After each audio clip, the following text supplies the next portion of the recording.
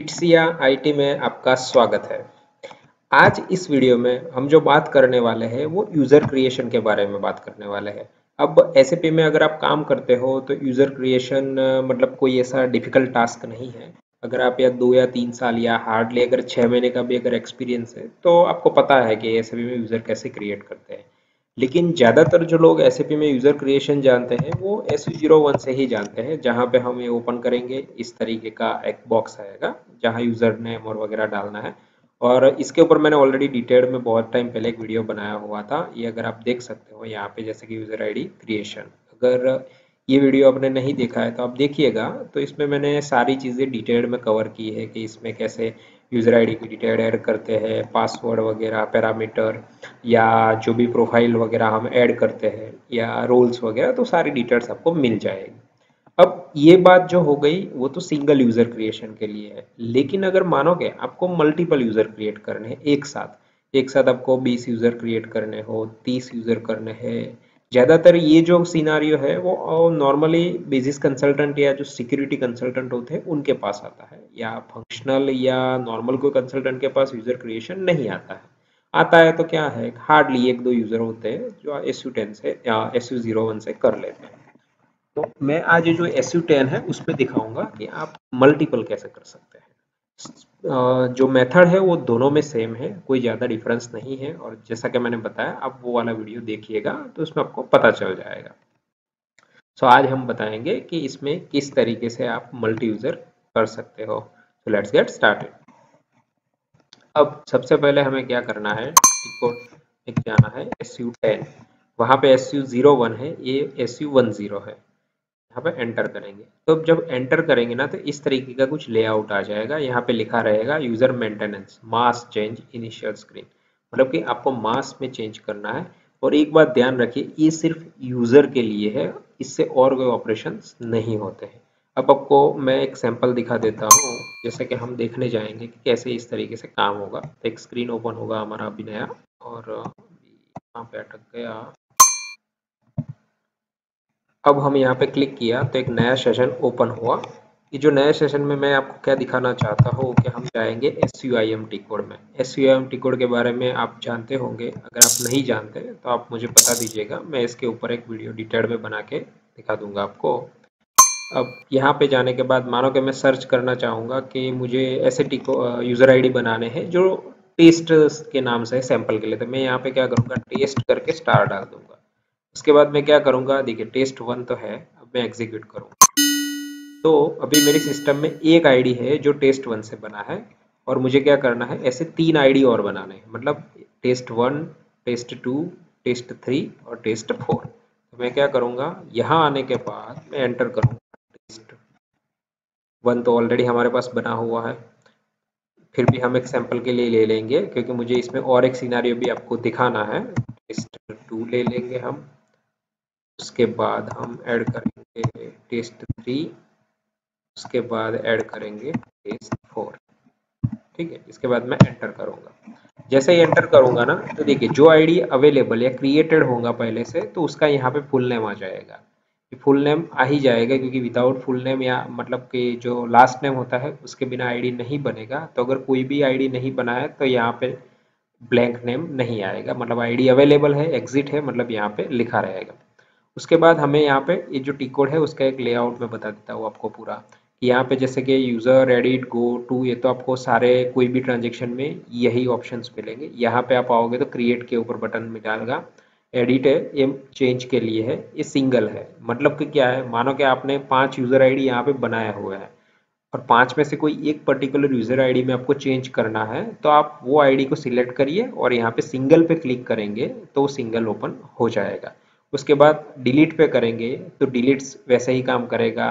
उसके बाद ID lock करने हैं तो भी आप यहाँ से कर सकते हैं अनलॉक, और ये भी सारे सिस्टम के लिए लॉक अनलॉक काम करेगा क्लाइंट लेवल पे।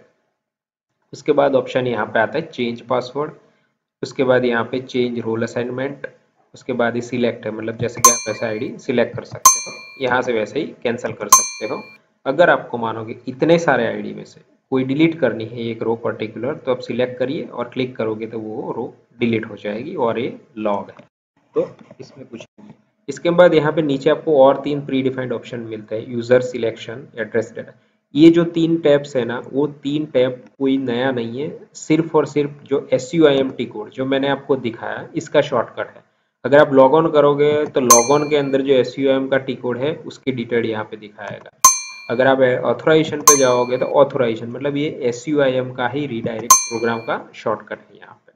अब हमारे पास यहाँ पे सिनेरियो क्या है कि एक आईडी बना हुआ है, 3 आईडी हमें बनाने हैं। दूसरा, ए टी कोड से आप एग्जिस्टिंग आईडी में भी चेंज कर सकते हो। तो सिर्फ और सिर्फ ऐसा नहीं है कि सिर्फ क्रिएट कर सकते हैं आप, जो आईडी बन गए हैं उसमें अगर कुछ चेंज करना है तो उसका पैटर्न भी सेम टू सेम है। अब यहाँ पे आईडी को पेस्ट कैसे करते हैं? पेस्ट इसलिए कि यहाँ पे आप एक दो आईडी है तो लिख सकते हो, लेकिन जैसे कि मानो कि आपको लग रहा है कि मुझे बल्क में बहुत सारे आईडी सिलेक्ट करने हैं, क्योंकि यहाँ पे आप जब कॉपी पेस्ट करोगे ना तो 1 से लेके 18 तक है के नंबर ही आएंगे। अगर 20 या 25 नंबर पे क्लिक करोगे तो यहाँ से आगे के नंबर कट हो जाएंगे। तो उस केस में आप यहाँ से क्लिक करके जब आप यहाँ पे एंटर करोगे तो यहाँ पे पूरा लिस्ट आएगा। जब पूरा लिस्ट आएगा ना तो उसको सिलेक्ट ऑल करके भी यहाँ एक साथ पेस्ट कर सकते हो। अब हम क्या करेंगे, क्लिक करेंगे क्रिएट के ऊपर। अब जब क्रिएट के ऊपर क्लिक करेंगे तो देखिए यहाँ पे एक मैसेज आ गया, user test one already exit, मतलब कि वो आईडी बनने वाला नहीं है क्योंकि वो ऑलरेडी बना हुआ है। उसके बाद हम यहाँ पे आएंगे तो यहाँ पे जो हमें अलग अलग टैब दिए जाएंगे, डॉक्यूमेंट है, एड्रेस है, लॉग ऑन डेटा, डिफॉल्ट, ये सारे टैब SU01 में सेम टू सेम जो आते हैं वही टैब है। तो यहाँ पे आपको कोई ऐसा कोई नया नहीं है कि इसमें कुछ पता नहीं चलेगा। उसके बाद आते हैं यहाँ पे लॉग ऑन डेटा पे। लॉग ऑन डेटा पे भी वही आपको user selection, dialog, system, communication जो भी आपको करना है, यहाँ पे आपको जो भी डिटेल्ड वैलिडिटी पीरियड फिलअप करना है। उसके बाद आएगा डिफॉल्ट। डिफॉल्ट में भी सेम टू सेम आपको यहाँ से जो भी पैरामीटर पास करने हैं। उसके बाद यहाँ पे सिस्टम पैरामीटर है, उसके बाद यहाँ पे रोल्स आपको असाइन करने हैं, और उसके बाद प्रोफाइल सेम टू सेम, और ग्रुप वगैरह जो भी आपको डिटेल्ड वगैरह है वो आप करके जब यहाँ पे हम क्लिक करेंगे तो यहाँ पे अब जैसे कि मैं एग्जांपल के तौर पे यहाँ पे मैं सिलेक्ट करूँगा प्रोफाइल इसका SAP वॉल, तो मैं SAP वॉल करके एंटर करूँगा तो ये जितने भी आईडी बनेंगे वो सारे आईडी में ये SAP वॉल प्रोफाइल चला जाएगा। उसके बाद जब हम क्लिक करेंगे तो यहाँ पे और कोई डिटेल तो है नहीं। अब आपको एक सवाल ये होता होगा कि इसमें सब कुछ डिटेल तो हमने डाल दिया, लेकिन इसमें पासवर्ड कहाँ से डालेंगे? तो इसमें पासवर्ड ऑटो जनरेट होता है। अब वो कैसे होता है वो मैं बताता हूँ। पहले मैं क्लिक करूँगा सेव पे। देखिए जैसे ही सेव किया ऑटोमेटिकली यहाँ पे मैसेज आ गया। देखिए एक आईडी तो ऑलरेडी बना हुआ था तो उसमें कोई चेंज नहीं हुआ है, 2, 3 और 4 नंबर के बन गए। यहाँ पे देखिए पासवर्ड लिखा हुआ है जनरेट पासवर्ड। ये जनरेट जो पासवर्ड है वो ऑटोमेट पासवर्ड होता है। आपको ये पासवर्ड सिस्टम के रिलेटेड सिस्टम खुद जनरेट करके भेजता है, आपको एडिट करने के लिए ऑप्शन नहीं दिया जाता है।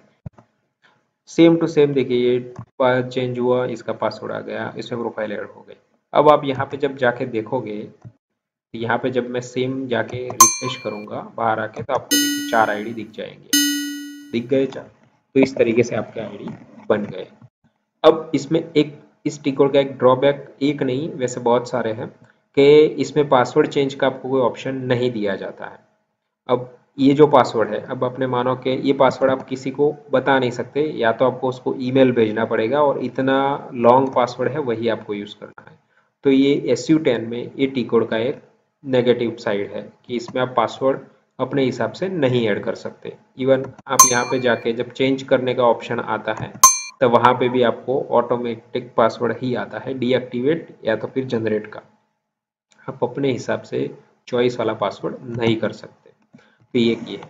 दूसरा एक ये है इसमें कि इसमें मल्टीपल में आप लॉक अनलॉक तो कर सकते हो, उसमें कोई प्रॉब्लम नहीं है, लेकिन एक ड्रॉबैक ये है कि आपके पास 3 यूज़र आईडी है और तीनों में अगर आपको अलग अलग रोल्स असाइन करने हैं तो वो इस टी कोड से नहीं होता है।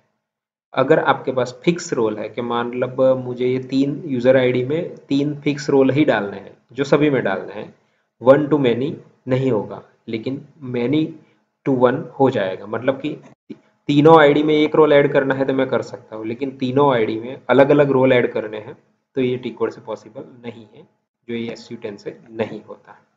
तो ये सिनेरियो होगा। अब सेकंड सिनेरियो में दिखाता हूँ कि इसमें और एक कंफ्यूजन लोगों को होता है। अभी जैसे कि हमने बना दिया, अब मुझे चेंज करना है, उसमें कुछ रोल्स वगैरह चेंज करना है, तो मैं क्या करूँगा, इसके ऊपर क्लिक करूँगा। जब मैं क्लिक करूँगा तो देखिए यहाँ पे थोड़ा चेंज हो गया पहले के कंपेयर में। क्यों? क्योंकि यहाँ पे ऑलरेडी आईडी बने हुए हैं। तो देखिए यहाँ पे चेंज का ऑप्शन आ गया। तो इसका क्या मतलब होता है कि जो भी मुझे चेंज करना है ना, वो यहाँ से सिलेक्ट करना है और उसके बाद यहाँ पे चेंज पे क्लिक करना है, और उसके बाद जब मैं सेव करूँगा ना तो ये बदल जाएगा।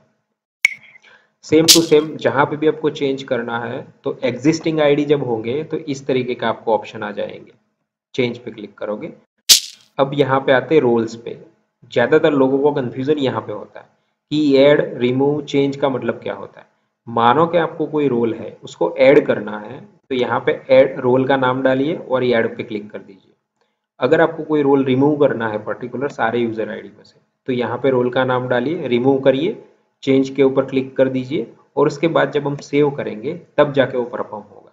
अगर यहाँ पे आप चेंज के ऊपर क्लिक नहीं करते और आप ऐसे ही ऐड करके सेव कर दोगे, तो उसका चेंज आपको नहीं देखने को मिलेगा। तो ये एक चीज़ आप याद रखिएगा। तो ये जो मास यूज़र चेंजेस टिकोर है, यूज़र क्रिएशन में या रोल्स वगैरह या मास में कुछ एडिट करना है तो आपको आसान रहता है, लेकिन इसमें काफ़ी सारी लिमिटेशंस है। तो इसके अंदर जो लिमिटेशंस है उसके लिए भी और एक ऑप्शन है, वो जो मैं आपको आने वाले समय में दूसरे वीडियोस में बताऊंगा कि उसको कैसे ठीक करते हैं।